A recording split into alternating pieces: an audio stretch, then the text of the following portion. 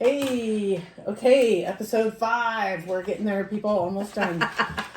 I swear, I don't want to do another horror movie series with this many movies. Yeah. I mean, I'm kind of like, oh my god, the Conjuring movies are going to be a little bit like this. The Conjurings are going to be exactly like this because there's Woo, so many of I them. know. And then they have the offshoots spin-offs. And maybe next time we'll make our quota like 3. 3 is our limit for movies. Yeah. Or we just, next time we pick one that was a one-off. It was like 4 a.m., 4:30 a.m. And I was like, trying to figure out like what's the movie we're going to see in July, and I was looking up to see like what horror movies released in July. Oh, I couldn't find it because it kept telling me movies that are going to release July 2024. I'm like, no, so like I'm like, okay, July. I gotta go to bed. So 4 a.m. I gave up. Okay, so Screams and Beans. We got our mugs. Cheers. I admit I'm drinking Pepsi and not coffee right now because I've had a lot of coffee today. You've had a lot of coffee. So this is the first Paranormal Activity where it changes it gives it an official title. Instead of just being Paranormal Activity 5, it's Paranormal Activity 5, The Marked Ones. So, which is kind of cool, gives it a little different title. Mm-hmm. It was released January 3rd, 2014, premiered in 2,883 theaters. It was the most popular movie at that same time frame premiered in 4,088 theaters, so almost double was Guardians of the Galaxy. So you can't really compete, right? That's a lot. You just gotta hope your horror, thriller, suspense audience is going to stay in with you and go see this one. But again, I didn't see... After Paranormal Activity 2, the rest of them I saw... I didn't see any of them in theater. Rotten Tomatoes gave Paranormal Activity 5 a score of 4.7 out of 10. So they weren't very kind. No. However, movie. The change in the setting was praised by the critics. Right. LA Times said, feels like a fresh start. Variety said, welcome diversity. Excuse me. Bless you. Variety said, welcome diversity and humor. Not just another white family in suburbia. This time we're in a Hispanic family in Oxnard, California. So we have we went to high-end rich to low-income Hispanics, which is sad that's how they demographed it. Yeah. Sorry. Time Magazine said of the film, it provided a familiar cheap thrills, but with a salsa tang. I love that. The film took a close second to Disney's Frozen in box office gross, so it didn't do terrible. Frozen was huge, right? I don't want to make a snowman. Yeah. Let it go. Just let it go. Damn it. Oh my god, I just want to punch you right now. Highlights. So, because this movie takes place in Oxnard, California, you've got a group of teenagers. They just graduated high school. They're hanging out. Everybody knows summer break is all about hanging out. Maybe you go to the lake or river or whatever. You go get your snacks. And so I looked up snacks. And so, what do you think the most popular soda was in 2014? Pepsi. But no. Mountain Dew. Yeah. According to convenience store sales, Mountain Dew grossed $159 million. Jeez. Right? That was my brother. Number 2. That's all he drinks is Mountain Dew. I'm a highly caffeinated individual. But he'll tell you he doesn't drink coffee. He does not drink caffeine. I'm like, yeah, you do. Coke was number 2 over Pepsi, sad, at $120 million. So you have almost $160 million versus $120 million. So Mountain Dew, I mean, there's a lot of I've never liked Mountain Dew. I drink Mountain Dew actually when I'm sick. Really? It's the only time I drink it. What do you find? It's because you want something cold. You know how people always give you like the 7-Up and the Sprites, but then it's always flat. And I hate flat pop. Where Mountain Dew, you have that coldness of the pop, but it doesn't have the fizz. So it's like a flat pop, but cold. But you refrigerate it or put it on ice. I know, you do that with any of them. But it's already but it doesn't taste flat. So like when you drink your 7-Up and all the bubbles are gone and it's that flat, I don't like that. Oh. So I just like it's like a flat pop, but it's not. Okay. It doesn't have a lot of the bubbles that Okay. irritate you when you're sick. I don't know. It's weird. It's like I said, I only drink it when I'm sick. I drink hot tea when I'm sick. Yes, I I don't like hot stuff. Uh, And apple juice, of course, because I'm 12. Yeah, well, I love in October, I love Sunny Farms fresh pressed apple cider. So good. Number 3 was Dr. Pepper. And number 4 was Pepsi. Really? Sad. Oh, Poor Pepsi. I like Pepsi. Okay, so if you were going to go for a crunchy munchie, what do you think the most popular... Okay, so this was a website that showed what popular new snacks New. hit the market. So it's got to say Doritos or Lay's potato chips pico de gallo. oh, because when they started, is that when they started the weird flavors? I mean, I'm not gonna say weird, but It's they're weird. No, weird. You know, different. Goldfish crackers flavored blasted queso fiesta. So we've got. I don't think I've had the blasted cheddar. Yeah, queso fiesta. I don't think I've ever even heard that one. Chips Ahoy birthday frosting Ew. filled. Ew. I might actually like that. I like when I there's like the Chips cupcakes. Ahoys. I like the birthday You do cake like the flavor. cake Oh my flavors. god, I do. Doritos Jacked Spicy Street Taco. What's with the Mexican themes here? I That's don't weird. know, and this is That's what I found weird. so funny because this movie like is in Oxnard, and I'm like, oh my Santa- god, Okay, well. Oreos Reese's peanut butter cup filled. Did you ever try those? Seems like that'd be up your No. alley. So apparently there was an Oreos cookie, but the filling was Reese's peanut butter cup, and it had the Reese's logo on it. So the two got together. I mean, I think they're owned by Nabisco, Right, it's so that on kinda Nabisco, makes sense, but. No, I probably would have eaten that. Your favorite grandma brand cracker Triscuit made the list. Thin crisps, wasabi and soy sauce. Okay, I did not You eat would that. not eat- I would. I like No. wasabi and soy.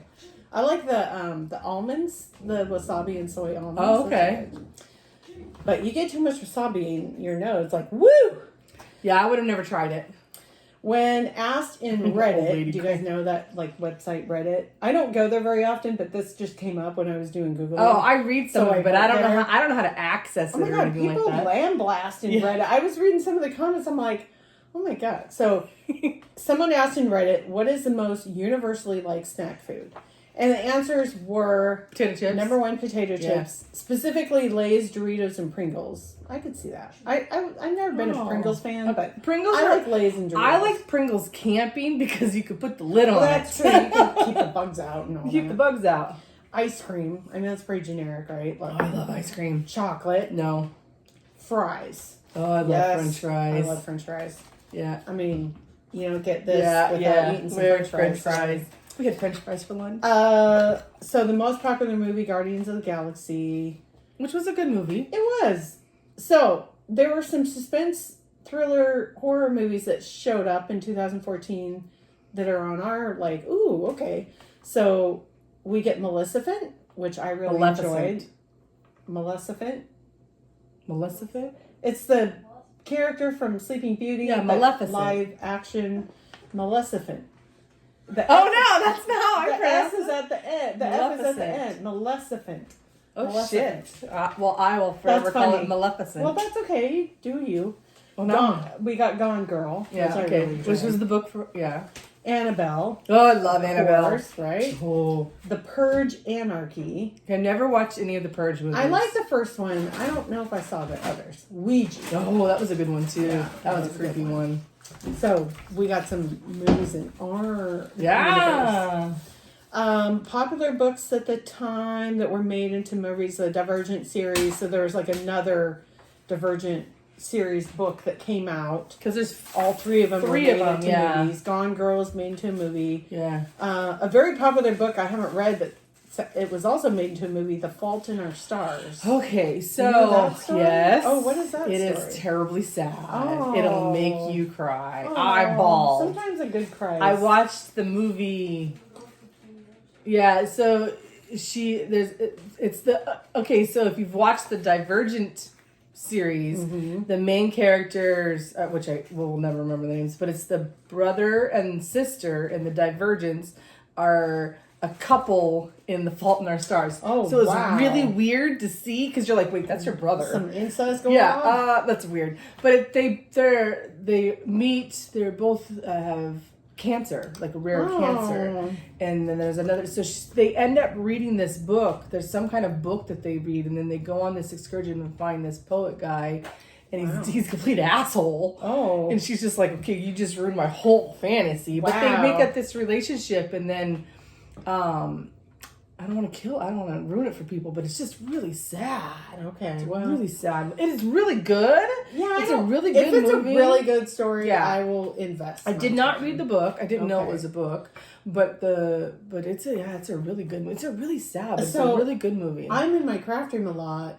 and I work with my hands, so I can't be trying to read and make art, whatever I do. Right. So I end up, a book like this, I would probably do an audiobook, just so I can get the book of it, but not have to, I can still do other stuff. Right. So as a caregiver, I some of that downtime, and that's what I do is I read my paper books. That would be nice. But you might like it. You might feel like you're ready for like a day like this where it's all gloomy and you're like, I'm gonna be in a gloomy mood. I'm just gonna be like a Lou Reed gloomy. Yeah, gloomy read, even the movie, it is sad though. But it's so the Billboard Hot 100 songs, the week of October 4th, 2014, which is kind of in line with when the movie released. All about that bass, Meghan Trainor. I love Meghan Trainor. Love that song. Who doesn't love that song? It's her ass. Shake It Off by Taylor Swift. I will always remember watching The Rock sing that song on the lip sync service, whatever it was called. Oh. What is it called? Lip sync battle. And he sings this song. Oh my gosh. And watching him lip sync to this song, it was the funniest thing I've ever seen. I'll have to YouTube that and watch that clip. It is hilarious.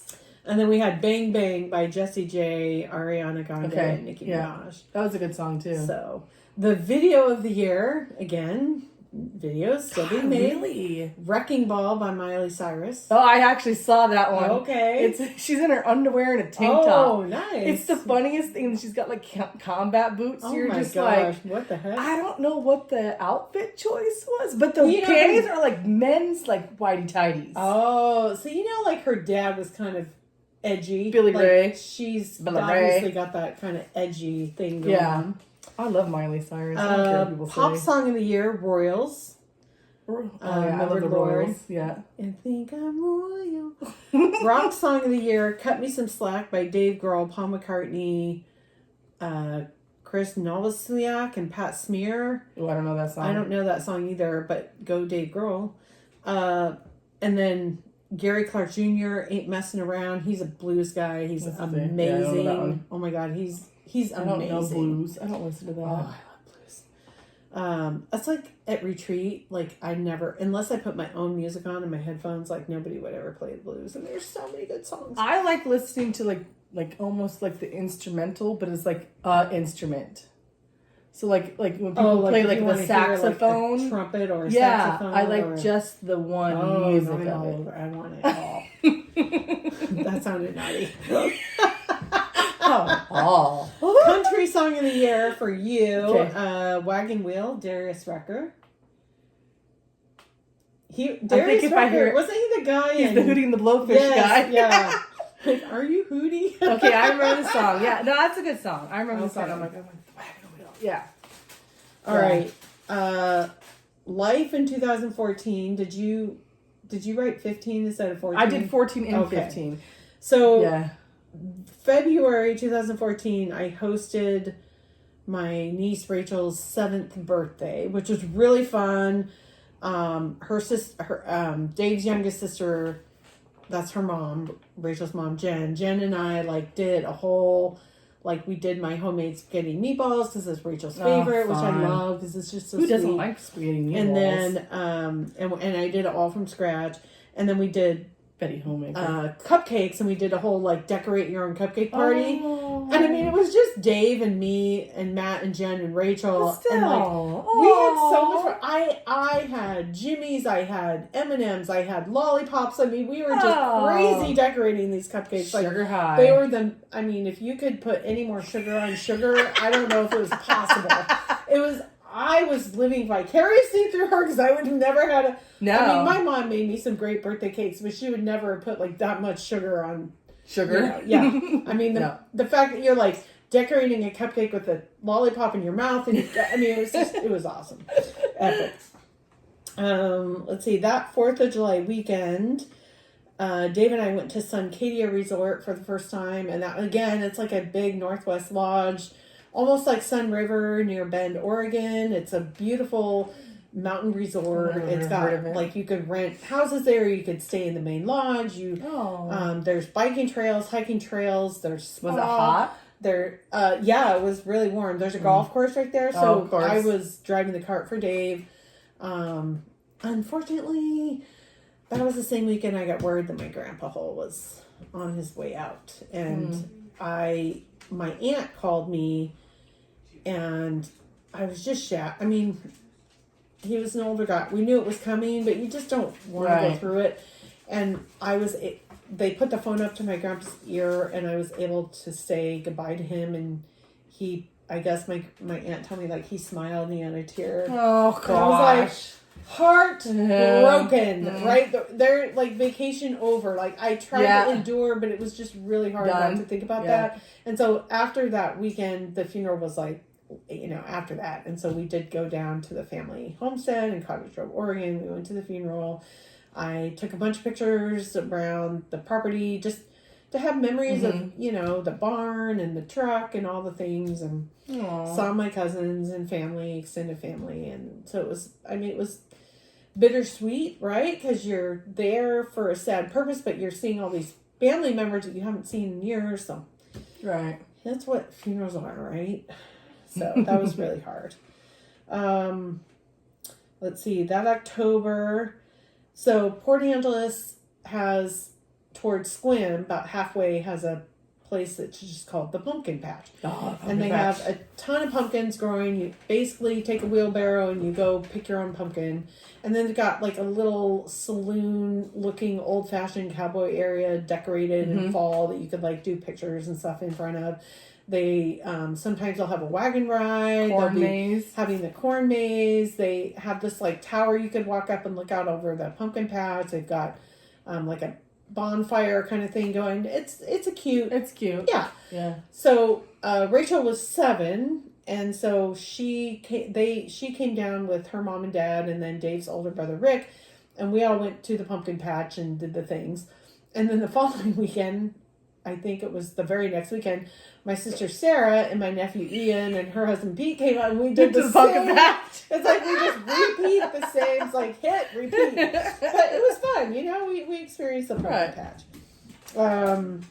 That's funny. And then that December, I'm such a freakazoid. I get like hung up on like, I want to see certain places at certain times of the year. Like I like seeing cities decorated for the holidays or whatever. So I don't think I'd ever been down to San Francisco during Christmas time. So that December, I flew down and met my friend Yvonne, because she was working at Point Reyes National Seashore at the time, and which is just in the Bay Area, but it's away from the main city. But she met me in the city.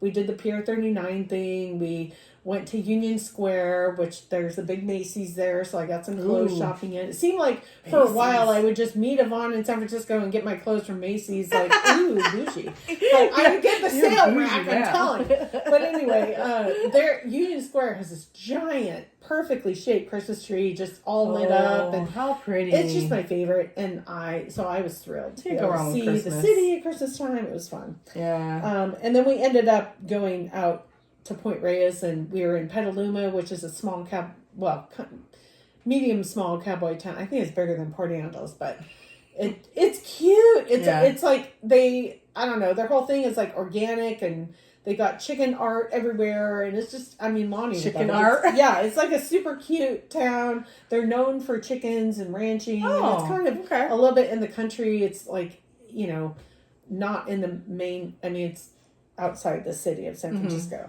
And so we went to a nighttime boat parade. You know how boats will light up and then do a little parade in the water. Nice. So we did that. That would be really pretty. Yeah, it was really fun. Oh, nice. And then that Christmas, it was Dave and I's turn to host. Every there's 4 kids in the family, every year takes a turn hosting Well, that's smart. family Christmas because it just got to be too much for One his person. mom. And so we did a theme that year. We did Merry Smokin' Christmas. So we took Thank you. a big roast, and we put it in the smoker and we got some smoke on it, and then we finished baking it in the oven, so it just fell apart. It was like kind of like pulled pork but beef.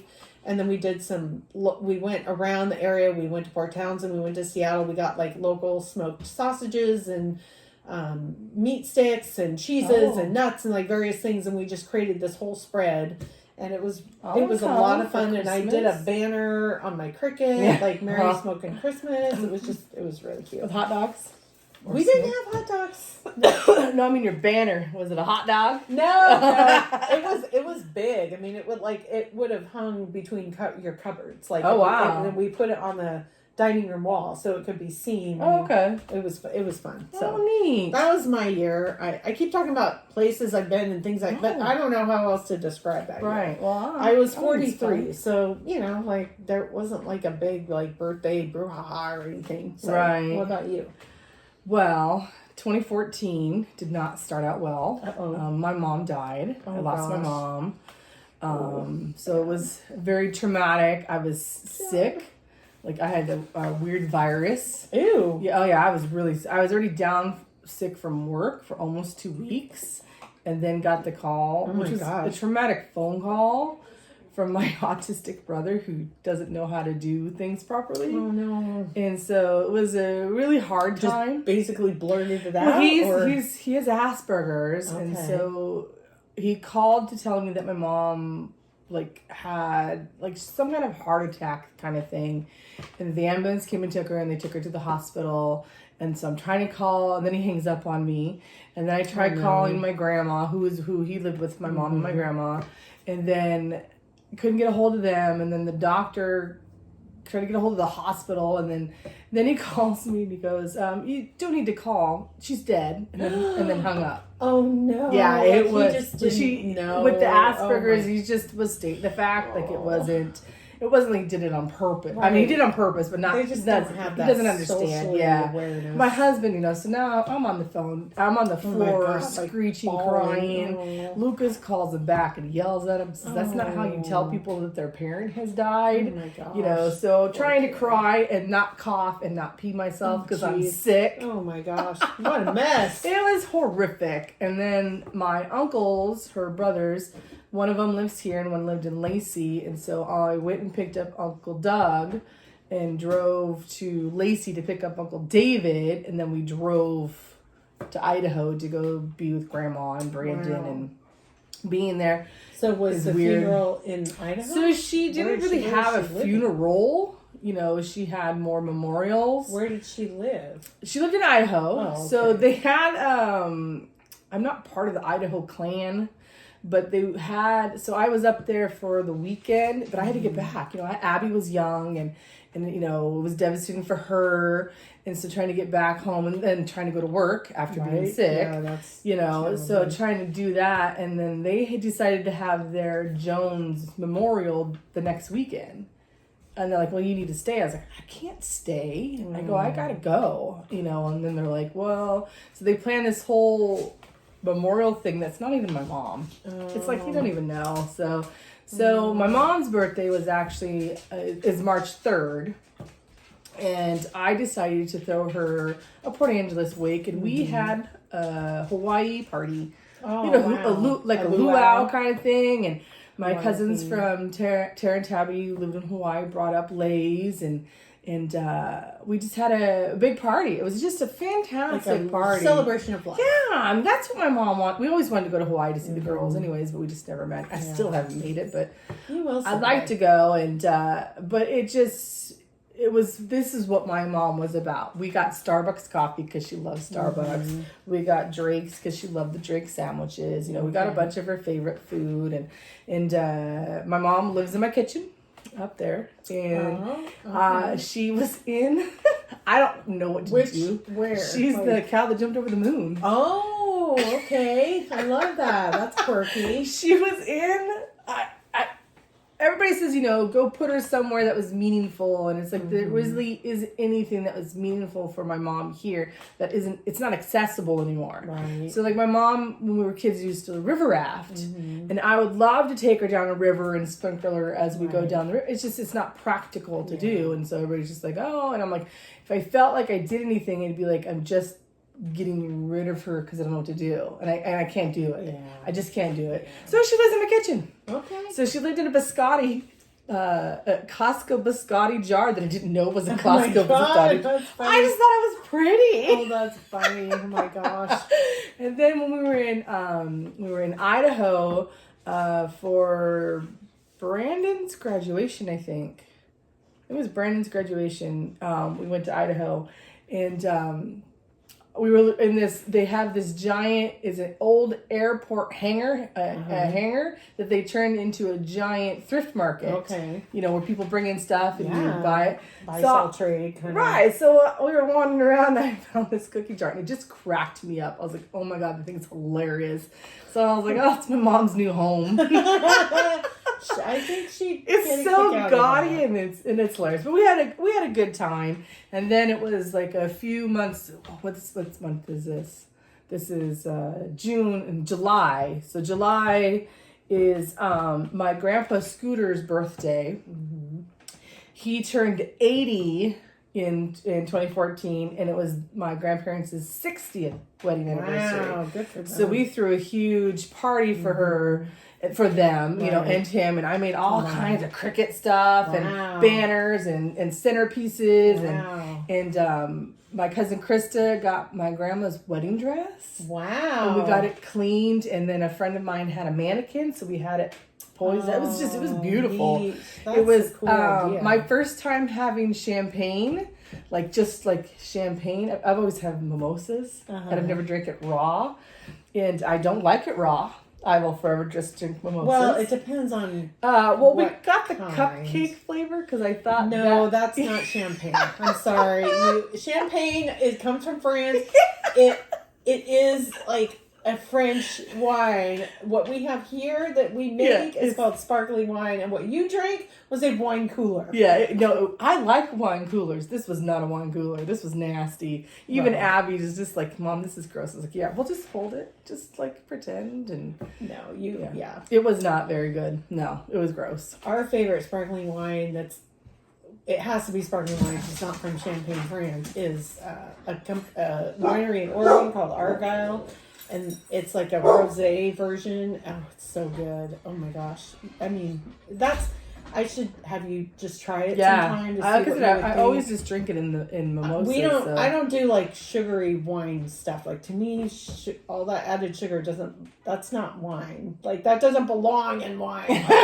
That belongs in like cocktails. But it was nice, for having such a traumatic beginning of the year to this giant party. Have a party, celebrate life, get some fun on. It was a very good, good year. You're not going to erase the sadness, but you're trying to heal. Yeah, it's this year, 2024, so my mom's been gone 20 years. Wow. Is that what? Yeah, 20 years. And it doesn't feel like it. It really does not feel like it's been 20 years since my mom's been gone. I still forget that she's not here sometimes. Wow. So she had a good relationship with Abby. She'd come down for Abby's birthday every year. And then she'd come down during the summer and we'd go camping or do some kind of function, I had a hard life growing up with her as a child. We had a better relationship as an adult. We had to have huge boundaries with Abby, which she did really good with, I was a little worried, but she loved her. My mom was a smoker, but she never smoked in the house. She always smoked when she'd come. So it was a Pepsi drinker too. Right on, Mom. But she would always put her cigarette butts in the Pepsi. So Abby thought... So one 4th of July, Abby was being a little shit and was going to go sneak a because we didn't give it a pop, Right. Yeah. So here's a pop just sitting there. Oh. She took this big old thing and just starts throwing up everywhere. Oh, I had to God. take her to the kitchen sink and we're trying to rinse out her mouth. I bet your mom felt She felt bad. horrible. So But it wasn't her fault. It was just, No. Abby never took a pet pussy again. She never even tried. Oh my God. So, but mom would just put it somewhere where Abby could give. Yeah, she felt really bad. It's funny now because you're just like, how could you do that? But yeah, I know. She did it. You learn these things once. Yeah, that's exactly. Yeah, she's never, after that, she never even tried to take a sip from grandma. That's funny. Yeah. That's funny. She was a hoot. She cracked me up. She'd come over and she had coffee, and my mom would drink a whole pot of coffee by herself. Wow, I don't that's drink hot coffee. So we went and bought a coffee maker for her to come. Mm-hmm. So one time she'd come and it was still in the box. So I put it in the box, she uses it, and then I clean it out, put it back in the plastic and put it back in the box, and then just put the box away. Right. So one time I just had it on the counter and she's just like, "Oh, you're not ready for me yet. It's not out of the plastic." I was like, I got the box down. I'm dusting off the top because you don't use it. That's funny. Like, can you just deal? Sorry, Mom. Jeez. But I miss her. But, nothing you could do. No, I made her a huge scrapbook, which is, everybody, we had it at the thing. And it was fun going through that, It's like, oh my God, look at all these pictures. I remember these. She was a wild person, too. My grandma, she was like an original scrapbooker for me. She would put all her pictures in albums. She would write little notes. She would actually have pages that she would write from her trip and keep that in the books. She would take shells and bits of sand and things, little treasures, and she had this coffee table, and she would the whole coffee table is full of all these little treasures, like sand dollars and snippets of sand and shell, and each one has a little note. Where she was and what year. It's just so she was smart to put the dates. I love that. It's like a treasure of scrapbooking in physical things. And then she also had books and photos, and she had books on all the grandkids. And she was cool. Yeah, she was. What cracked Dave up was we were looking at one of her scrapbooks one time, a trip to Grand Canyon, and my grandparents, they were older and they rode the mules down that trail. Oh wow! I haven't even done that. They did that twice. And Dave was cracking up because he came to a page where he picked up the thing and he was like, "What?" It was the wrapper from the peanuts he got on the plane. She kept that. And I'm like, later, at the time I'm laughing, but later in life, I have done things like that. Yeah, I've taken the napkins from the hotels, and I think I have a coffee from the old coffee packets. Right, yeah. Yes. Scrapbookers hoard We hoard things. And then we display them. I hate it though when you bring it home and then you're like, what? Why did I? Yeah. So yeah, I have a box right now that I promised myself I wouldn't do again because I did all these life books, and now I've got another box full of every time we go on somewhere I clip everything together and I put the date and the whatever. But I'm like, what am I gonna do with this stack of brochures and business cards and whatever, receipts and. It's just memorabilia. It's ephemera, and it's we are hoarders because it's free stuff. We might put it in there someday. Yeah. Anyway, so that's funny that they're scrapbooking deep in our history. Yep. Yeah. Yeah. Okay, so back to the purpose at hand. We're already 30 minutes in. We like to talk. We do. So we have the movie plot. And again, we're Paranormal Activity 5, the marked one. So we're not at Katie and Chrissy's. We have nothing to do with them. June 2012. We have an 18-year-old school graduate, Jesse Arista, lives with his family in Oxnard, California. And my good friend Yvonne, my NPS friend and travel buddy, she's from there. She lived in Oxnard. So she's got all this history. She took me around Oxnard a little bit one time. It was great. In the apartment, so they live in an apartment building, multi-story. In the apartment building below lives a mysterious woman named Anna Sanchez, who everyone believes to be a witch. She keeps to herself, and you don't see much of her, but you get a sense she's off. When Anna is found murdered, Jesse and his best friend Hector spot their classmate Oscar running from the scene. The two investigate the apartment where they find black magic items, VHS tapes, and a journal of spells. After Jesse, Hector, and their friend Marisol try out a ritual, paranormal occurrences take place in Jesse's apartment. So he's basically invited them in. One night, the trio communicates with an unknown entity through the Simon Says game. Do you remember? Those of you that remember the Simon Says game at red, green, yellow, blue? Yellow, blue, yeah. So the Simon Says is acting like a Ouija board because they're asking you questions and certain colors light up for yes or no. Yeah. And Jesse finds a bite mark on his arm and discovers he has superhuman abilities such as levitation. He later encounters Oscar, who has black eyes and the same bite on his arm. Oscar tells Jesse that something inside them will take over. They will harm those they love before disappearing. Oscar then commits suicide. So that's right. Oscar, he must feel oppressed or like he's going to be possessed and decides, I'm just going to... That's it. I'm not doing it. So, I mean, he's a kid. That's sad. Or 18. Yeah. The group discovers a trap door in Anna's apartment where they find a witch altar and photos of Jesse, his pregnant mother Anna, Oscar, and Lois. Lois is the grandmother of Katie and Christy. Yeah. So, I mean, there is a connect, but it's very vague. Jesse encounters the younger versions of Katie and Christy before being attacked by an unknown force. Following this, he gradually becomes suicidal and violent, which disturbs Hector and Marisol. The pair meets Arturo, Oscar's criminal brother, who puts them in contact with a girl Oscar had been talking to, Allie Ray. Allie had researched demons after her father, Daniel, and stepmother Christy were killed, and half-brother Hunter was kidnapped and possessed by Katie. Or by a possessed Katie. She tells them that Jesse has been marked. The marked ones? The marked ones. By a worldwide coven of witches called the Midwives. So this is that group. All the women. Yep. And they've been brainwashed. They've been brainwashing women to give up their firstborn sons to create an army of possessed young men. She gives them an address to where a final ritual is supposed to take place and warns that Jesse will no longer exist if the ritual is completed. So basically, Jesse is a firstborn. Someone... But he's not adopted. No, but I don't think you have to be adopted, but he's firstborn and his family maybe is the son, and someone along the way must have... I think he lives with his grandma. He does. And his dad. I think so. There was no mom in the picture. No.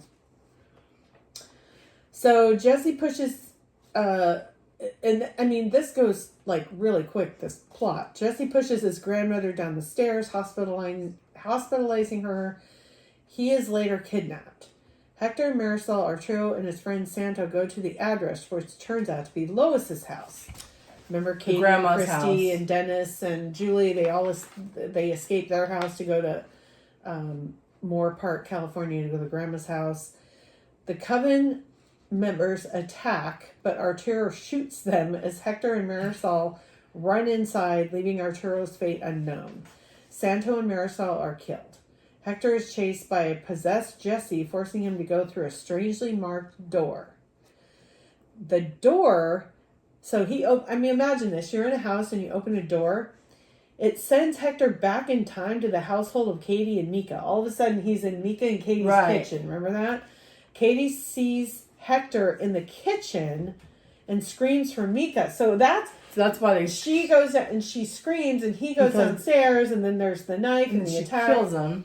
And she assumes Hector is an intruder, tackles him. Katie stabs Mika to death with a kitchen knife. Because Mika sees him. Therefore, showing how the first film ends, Hector is presumably killed by a demonic Jesse. A witch then picks up the camera and turns it off. So, I mean, that's a very fast run through what happens, how there's a connection of the symbols and the... This movie, like the timeline was like I swear it's like 3 days. Yeah, it was not like the other ones where you kind of got like maybe a week or and two. This is the first movie where they don't do the night one and the time, and I mean there's none of that. It's a found footage still because someone's running around all the time with a camera, but it's not the same as like setting up security cameras and Right. following the family the way that you did in the first 3 Right. movies. So I think that's why some of the critics are like, oh, finally we're not stuck in like suburbia land. This is Right. something different, and we're seeing different scenery, different people, diversity, throw in some, non-white folk. Yeah. I just love that. So movie observations, because there wasn't this timeline to follow, so we can jump right through this. In the opening part of the movie, there's a kid wearing a t-shirt. That says, I just look illegal. That cracked me up so hard. I'm like, yep, if I asked Yvonne, she'd probably like, yep, that's the nerd. And then there's also kids, they're out of school, right? And you're 18 and you're dumb. And I don't know if Jackass movies were popular, but they're doing this Jackass maneuver where they're at the top of the apartment stairs, which are concrete stairs. And the kid's in a laundry basket, and they shove him down the stairs. Down. So he's like, blah, blah, blah, blah. Right. But he topples and he rolls and he falls and he hurts himself, and you're like, duh. But it just it's a Jackass it was move. like, oh my god, you dudes are and only guys do that. I know. You don't see us women doing shit like that. We have things to protect them. You're like, let's get in the laundry basket, baby, and see what happens when I push you down the okay, so we kind of did a version of that one time at one of my friend Shelly's house, but here's the thing. We were inside her house. It was carpeted stairs. We put cardboard and a sleeping bag, and then so the cardboard was inside the sleeping bag to create a barrier. Okay. And then you got into the sleeping bag and you rode down the stairs. And it wasn't painful. It was just like, and then we put pillows against the wall. But Also, I mean, okay, we were smart. At least you set it up. You set it up nicely. Yes, and that was really fun. We called it sledding. So yeah, and we were probably high on sugar and potato chips. Okay, there was a scene where in Jesse's room, because his bedroom was, so they were above Anna's apartment, so through the vent. They could hear things going on. So they take a little camera on a snake, like one of those, like the plumbers send through the pipes. Through the pipes with the camera on the end of it. They snake this thing down the vent. It goes into the apartment below, and the boys see, and so they could see on their phone what's happening through with the slats. And there's this naked chick. I mean, she's got like boob showing, her whatever, and of course they're like, boys, hold on, we got a naked lady. And they're all like trying to see the naked lady. Well, what happens is they see her getting the triangle circle symbol drawn onto her body, and then the boys are like, what the hell? And then they just don't even care, and they're like, no, wait, go back. Yeah. They want to angle the TV so I can see the naked lady. Oh, teenage boys. I did like the fact that they were playing the game Simon Says, acting like a Ouija board. I thought that was kind of cool. Although, what's funny is Grandma knew, and she took it away from them. She knew instantly what it was. Like, no. Yeah. Grandma knew. Grandma was smart. Yeah, and I love the grandma character because she was in the series Weeds as the housekeeper. She was great. One of the boys draws a penis on the other boy's face while he's asleep. Okay, I never did that as a slumber party. If anybody would, I would have not been friends with them ever again. That would have been the topper of like, nope. And a Sharpie. It was a Sharpie too. That's just, I don't even understand. Again, boys. Yeah. I remember watching in The Sopranos, AJ goes to a summer party and he comes back, somebody had shaved off his eyebrows. Oh. No. Just, what the hell? We don't do that. And I don't do practical jokes. I don't think they're practical. I don't think they're funny. Right. They usually end up causing mess or someone Somebody hurts feelings. Yeah. So, yeah. There's no point. Okay, so Allie Ray from the second movie is talking to Hector and Jesse's sister. I can't remember her name. It's an odd Marisol. Name. Yeah, Marisol. Thank you. About the triangle symbol. Allie says the symbol is a sign of the midwives, the coven. The midwives would mark an unborn male in utero. So like that Anna getting that drawing on her. And then they wait for the baby to mature until he's ready to be possessed. So remember, like, Robbie would tell Wyatt, like, we're getting you Right. ready. Allie explained, saying, well, Jesse's 18 years old, so he's trying to fight off the demon, but he will eventually have the final ritual performed, and then he'll be okay again, but he won't be Jesse anymore. Right. And Allie gives them a map that shows where the final ritual will be performed. So that's how they end up at Lois's house. Lois's, yeah. They got this map, and with She Jesse researched a with lot. Jesse being disappeared, they realize, like, oh, he's probably, like, they're trying to rescue him before the final ritual, and it doesn't work out. So Jesse gets kidnapped. They head to the final ritual location, which is the same house as Katie and Chrissy's grandma from the third movie. Inside the grandma's house, Hector goes to the door and ends up at Katie and Mika's apartment. At the very end, Jesse's a demon. Hector dies, and it's the grandma from the third movie who turns the camera off. So Lois turns the camera off. And then, like, the movie ends. Well, this is another one of those movies that had an original ending that's different from how it ended.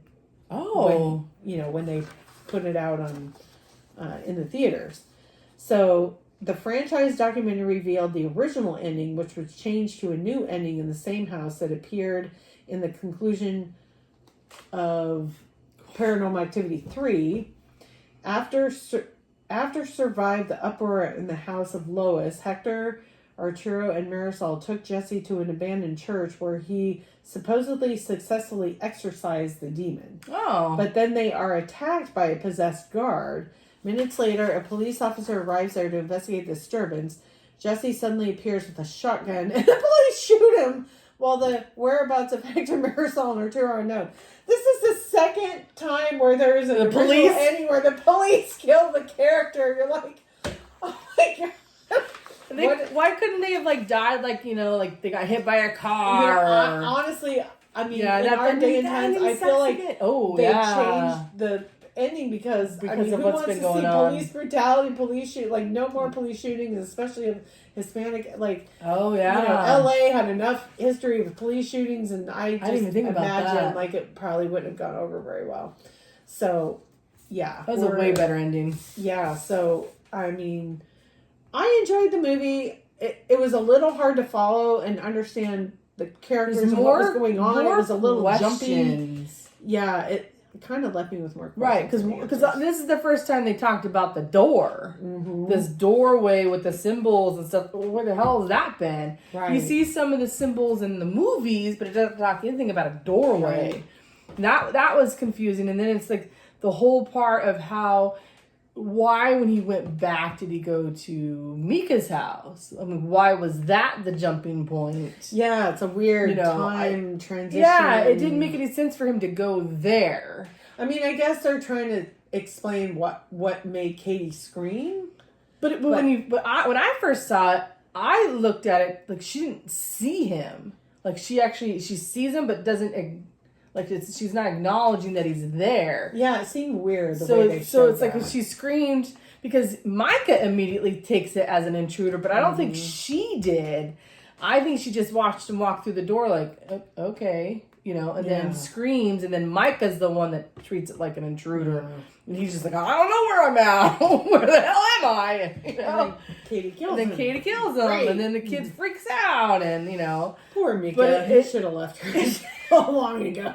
As soon as she started saying she had any kind of demonic connection, like something attached to her, he should have been like, what, man? Yeah. We're not that far into this that I could get myself out. We're not compatible anymore. I don't want to die. Yeah. I'm out of here. It was a good movie, but without those, moot points of where they see them, it's not really a Paranormal Activity to me.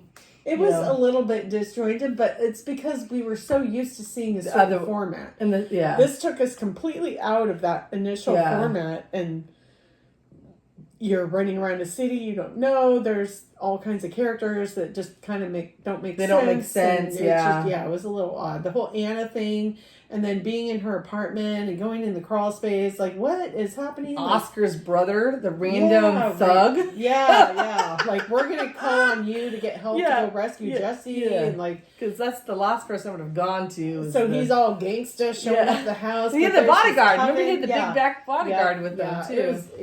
Anyway. Yeah. You know, it's in the franchise, it's in the series, it's part of the story. Right. So we covered it, and we will cover the very last one next episode. See you then. I'm not going to say, Toodles. I almost said, see you then, beaners for screamings and beans, but no. No. See you later, screamers. Screamers.